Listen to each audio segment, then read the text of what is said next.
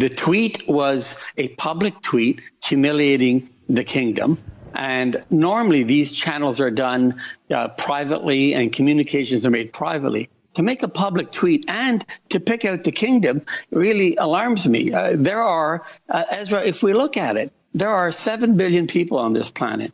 About 6 billion don't enjoy what we enjoy in Canada. So there are a lot of countries, upwards of over 100 countries that do not enjoy the rights that Canadians enjoy. Why single out Saudi Arabia? We have to ask why. Ezra, I put to you the following. Mexico, Canada has, and I don't understand, but Canada has an asylum process for Mexicans. We have accepted many Mexicans under the asylum process, basically saying that the government is a threat to its people. We don't hear the Prime Minister speaking about human rights in Mexico. We don't hear about the millions that are trying to escape from Mexico and the human rights violations there.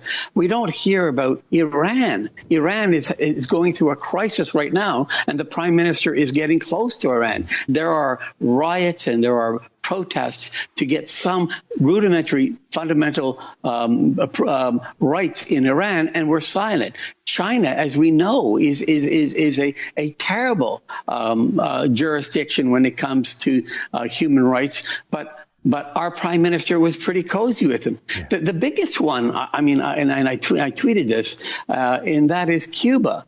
Yeah. I've gone to Cuba once, and I was heartbroken to see these beautiful 11 million people basically enslaved in a country, no freedom of speech, and their dissidents are jailed, their dissidents flogged, and some killed. But our Prime Minister is very close to Cuba. So how does this Prime Minister speak on human rights when he allows, in fact, loves jurisdictions and that are abusive to human rights, but picks out Saudi Arabia? And I think that's why Saudi Arabia moved very